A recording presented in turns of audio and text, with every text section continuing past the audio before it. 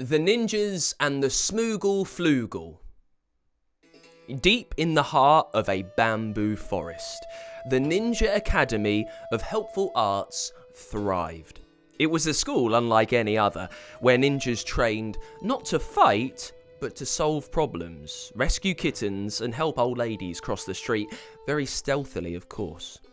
On a crisp Tuesday morning, Sensei Whiskers, a wise and slightly eccentric tabby cat who served as the academy's leader, gathered the ninjas for an urgent mission. "Ninjas!" he declared, his whiskers quivering with excitement. "A strange creature has been sighted near the forest. It's called the Shmooogle Flugle, a beast with the body of a chicken and the head of a shark. It's been scaring villagers and eating their sandwiches. We must investigate and bring peace to the forest." The ninjas nodded in unison. Among them were Toshi, the leader, known for his lightning-fast reflexes, but a tendency to trip over his own feet when he got nervous. Emmy, the brains of the group, who could outsmart even the trickiest puzzles. Hero, the strongest but easily distracted by shiny objects. And Yumi, the prankster, who carried a bag of gadgets, most of which exploded with glitter. Who doesn't love a bit of glitter? Come on. "We'll handle this, Sensei Whiskers," Toshi said, trying to sound brave as his knees knocked together. The ninjas set off, blending into the shadows, except for Hero, who kept stepping on twigs, and Yumi, who accidentally set off a glitter bomb. They arrived at the clearing where the Shmooogle Flugle had last been seen. It was in the deepest depths of the firewood forest, and if it hadn't been for Toshi's map, they would have been going round in circles for days. "There it is," Emmy whispered, pointing to the creature.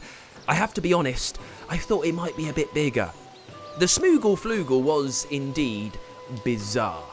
About the size of a medium dog, it clucked and flapped its chicken wings, which were covered in glorious golden feathers, but then roared like a tiny, angry shark.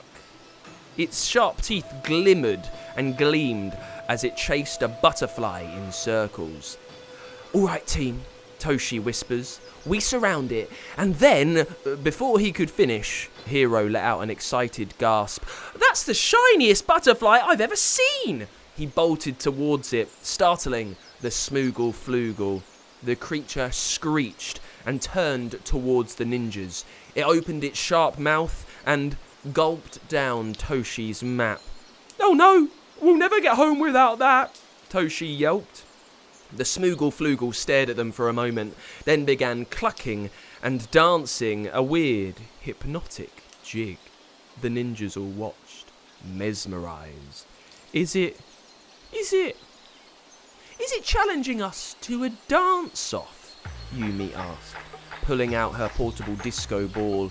It looked like a possibility, but whilst Yumi was distracted, the Shmooogle Flugle sneakily stole Yumi's lunchbox, swallowing it in one gulp. "Focus, Yumi," Emmy said, though she couldn't look away from the creature's oddly compelling moves. "We need to figure out why it's causing chaos." "Well, it does seem to be hungry all the time," said Hero, who just noticed that his lunchbox had mysteriously disappeared too, as the Shmooogle Flugle burped loudly. "I know I can be annoying when I'm hungry. Maybe it needs something more to eat instead of soggy sandwiches," Hero suggested.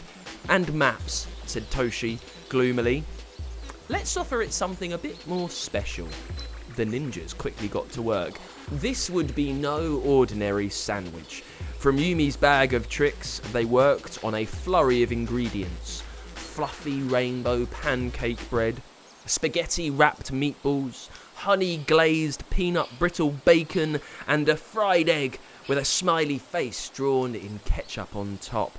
Behold, the towering Wobble Witch Supreme! In case you were wondering, ninja skills include fast sandwich making. Yumi slid the sandwich towards the Shmooogle Flugle, who sniffed it, roared, and then clucked happily. It gobbled up the sandwich and wagged its tail. Wait, did it have a tail? The ninjas hadn't noticed that before. "Oh, it's kind of cute," Yumi said, cautiously approaching. She patted its feathery side, and the creature purred like a kitten. "Mystery solved," Toshi declared, relieved. "It's just misunderstood and hungry. Now we know what it likes, it won't need to bother the other villagers." But just as the ninjas prepared to say their goodbyes, a net dropped from above, trapping the creature. From the shadows emerged a group of bumbling poachers wearing camouflage. "We've got it," one poacher crackled. "The rare and valuable Shmooogle Flugle. It's all ours." "Not so fast," Toshi shouted, trying to sound heroic. He lunged forward, but tripped over a tree root, landing face first in a puddle. "Nice try, ninja boy," the lead poacher sneered. "Plan B," Emmy said, reaching into her bag. The ninjas sprang into action. Emmy threw the bomb, creating a cloud of smoke that made the poachers cough and stumble. Yumi unleashed an explosion of glitter, blinding them further. Hero used his strength to rip the net, freeing the Shmooogle Flugle, who roared in gratitude, and then clucked a bit in relief. He might have purred too. There's a lot going on with a Shmooogle Flugle. "Let's get out of here," Toshi shouted, leading the charge, only to run smack into a tree. The poachers advanced menacingly, furious that their plan was in the process of being ruined by these silly ninjas. The Shmooogle Flugle, now free, grabbed Toshi by the back of his ninja outfit with its shark teeth and pulled him away from their grasp. Then, to everyone's surprise, it took off, flapping its wings furiously. It clucked urgently at them, as if trying to tell them something. "It can fly?" Yumi exclaimed. "You don't often see chickens fly, but then you don't often see a Shmooogle Flugle, so anything is possible, right?" "It wants to take us to safety," said Emmy. "Quick, hold on!" The ninjas held on to the Shmooogle Flugle's golden feathers as it soared above the forest, dodging arrows from the angry poachers below. Yumi threw more glitter bombs, creating a dazzling trail that confused the pursuers. Finally, the Shmooogle Flugle landed in a hidden clearing filled with other strange creatures. A turtle with butterfly wings.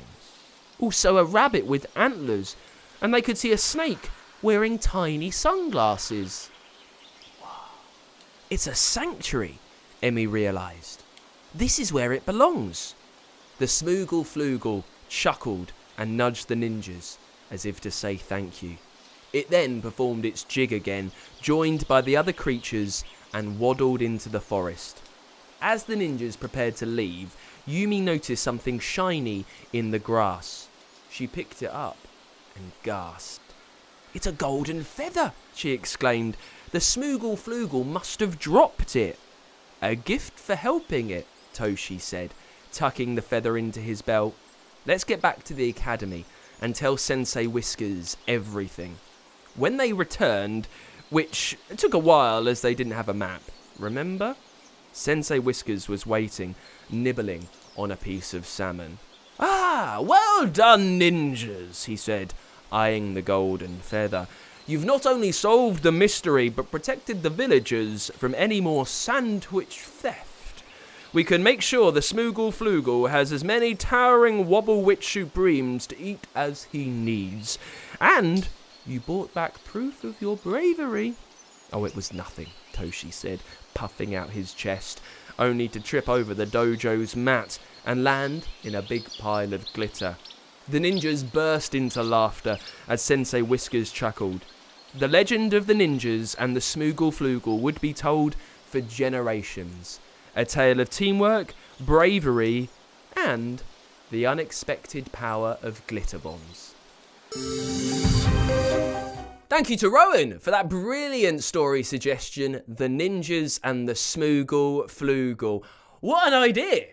We've never heard of a Shmooogle Flugle before, so a brilliant chance for us to try and invent it in our own way. Rowan, I hope you really enjoyed it. If you have any story ideas or any names for characters that you'd love to see in a future tale, make sure you tell us on the StoryQuest character creator. You can find it at funkidslive.com. Rowan, you I are our kind of, story master this week with the ninjas and the Shmooogle Flugle. What put that name into your head? I was just at my swimming pool a few summers ago, and I had got just this new Kinder toy from my Kinder eggs, and it looked like a crazy thing, and it just came to my head. Really, it So, just came to my head. so the Shmooogle Flugle has the body of a chicken and the head of And a the head of a shark. shark. How on earth does that work, Rowan? I have no idea. We have chickens at home, so I thought of that, and then because I was in the pool, like something vicious, so shark. Why not? Well, like chickens live in farms or in your back garden or in fields. Sharks live under the ocean. If the Shmooogle Flugle is crossed between the two, where do you think it would live? I think it would live like in like a cave near like an old abandoned farm near like a marsh. Are we scared of the Shmooogle Flugle, or is it something that the farmer invites people from all around to come and see? It's basically a monster that wants to try, and it just goes around just looking for like fish and corn. And corn? It's a chicken. Oh yeah, of course. It's got a very nutritious diet with fish and with corn. We've got these ninjas. Yeah. How are the ninjas going to save the day? Do you think? So I thought they would be like not. I thought they would just like try and find where it is, sneak up on it, and then just like try and take it down with some like cool ninja moves. And then there's like a very boring ninja called chatting called Cheeky Chatster. Rowan, thank you so much for being our story master this week. Goodbye! Got an idea for a story? Tell us the title at funkidslive.com/storyquest and we could bring your story to life. For a new story each week, make sure you hit subscribe or follow so you don't miss a single episode.